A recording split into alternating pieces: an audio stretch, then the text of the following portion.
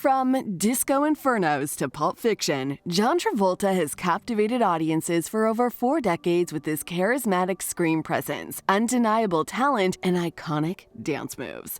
But the same fame that propelled him to stardom also put his personal life under the microscope. In this video, we'll explore the scandals and sensations that have followed John Travolta's journey to fame, fortune, and infamy. We'll start with 1975's TV movie, The Boy in the Plastic Bubble, where Travolta's on-screen chemistry spilled into real-life romance with co-star Diana Hyland. Through it all, Travolta has shown resilience, weathering storms from Scientology controversies to sensational allegations about his personal life. So, join us as we uncover the real man behind the Hollywood screen legend, whose life has been a roller coaster of soaring highs and shattering lows, playing out publicly for over 40 years. John Travolta was born in 1954 in Englewood, New Jersey, to Salvatore and Helen Travolta. Salvatore was a former semi-professional football player turned tire salesman, while Helen was an actress and a singer. This creative upbringing exposed Travolta to the arts from a young age. Travolta's first taste of performing came in local theater and Broadway shows as a teenager, but his big break arrived in 1975 with the sitcom Welcome Back, Kotter. Travolta embodied the dim-witted yet charming high schooler Vinnie Barbarino, showing a magnetic charisma on screen. Though only intended as a supporting role, Travolta soon became the show's breakout star. Welcome Back, Kotter launched the young actor to his first brush with fame, but even greater heights awaited down the road.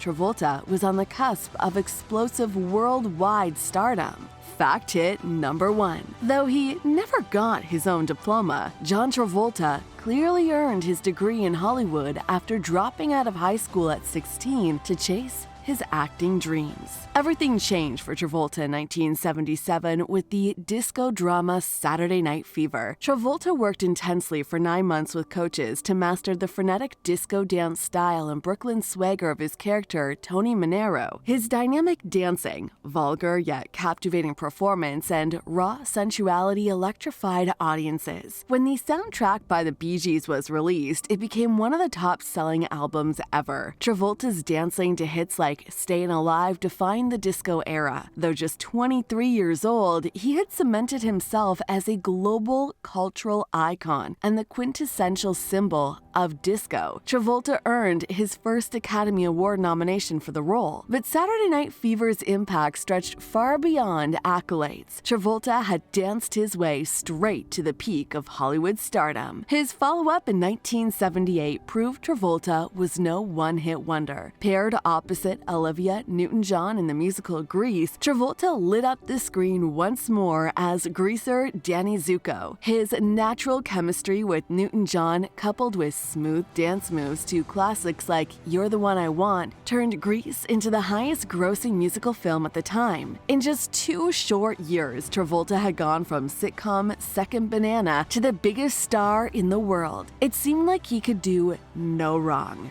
But as he stood at the pinnacle of fame, his personal life was about to be rocked by heartbreak.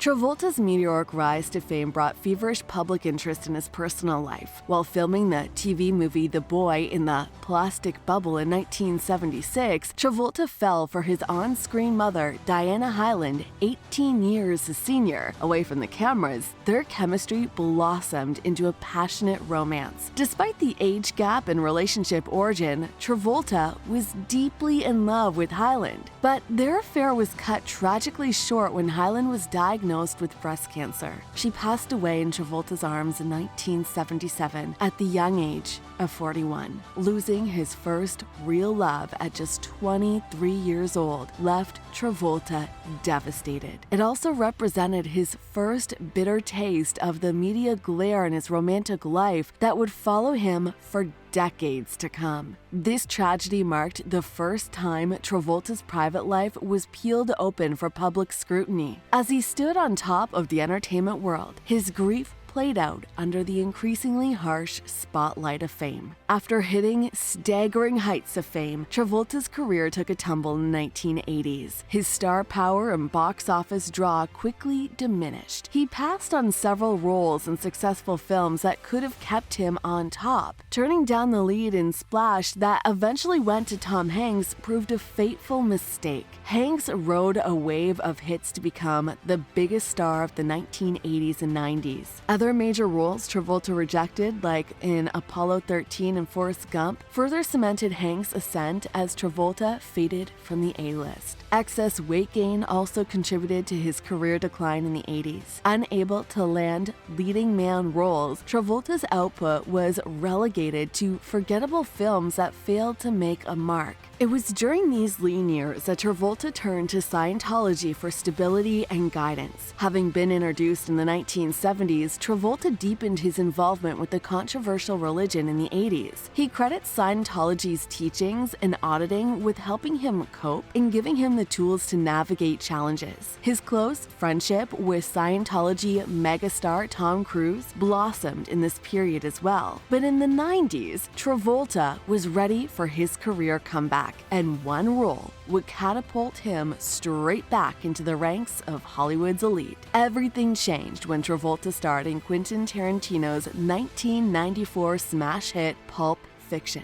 To prepare himself for the gritty role of hitman Vincent Vega, Travolta lost 20 pounds through extensive yoga training and disciplined boxing workouts. His magnetic performance earned Travolta his second Academy Award nomination. More importantly, Pulp Fiction returned Travolta to the A-list of Hollywood, reviving his career when it seemed all but dead. On the heels of his comeback, Travolta went on to headline a string of successful films through the 90s. Hits like Get Shorty, Face Off, opposite Nicolas Cage, Phenomenon, and Hairspray reminded audiences of his versatility and talent. Even decades into his career, Travolta continued his tradition of featuring a dance sequence in nearly all of his movies. Just when it looked like Travolta's glory days were behind him, Pulp Fiction cemented his resurgence as one of Hollywood's top stars. Fact hit number 2. The midnight blue velvet gown Diana wore, designed by Victor Edelstein, became forever known as the Travolta dress, thanks to their magical dance at a November 1985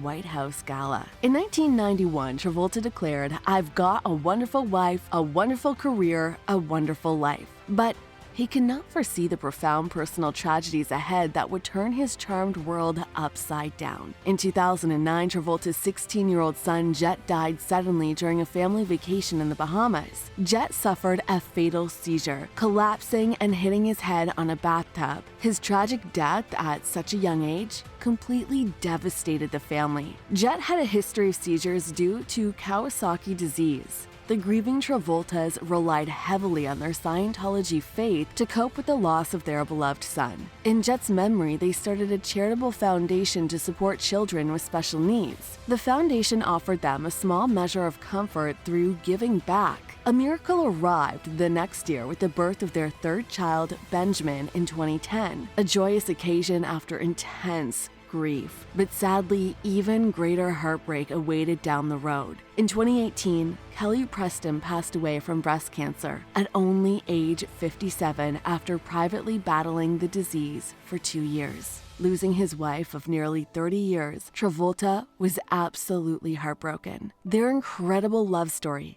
had come to a sudden end. Through the euphoric highs and shattering lows, the Travolta family endured unimaginable personal tragedies under the harsh glare of constant media attention. Their strength and resilience through such turmoil was nothing short of remarkable. In 2014, Travolta's former pilot Douglas Gutterbaugh alleged he had a 6-year sexual relationship with Travolta in the 1980s while employed by the actor. Travolta and his team emphatically denied these explosive allegations, calling them ridiculous. But this was far from the first time Travolta faced gay rumors or misconduct accusations. Persistent speculation about his sexual orientation has swirled for decades, going back to the 70s. Various accusers have come forward over the years alleging Travolta made unwanted advances, including author Robert Randolph and 2 massage therapists who filed lawsuits. Travolta has steadfast denied all claims suggesting he is homosexual or sexually harassed men. He's been married to Kelly Preston since 1991 and has frequently publicized the relationship. Yet allegations continued plaguing Travolta, putting his personal life under relentless scrutiny. Whether true or not, these rumors have challenged the image of one of Hollywood's quintessential leading men both on and off screen. Fact hit number 3. As a part-time pilot, when engine failure turned a family flight into a freefall, super pilot John Travolta pulled off a heroic emergency landing in DC, narrowly dodging a commercial jet collision along the way.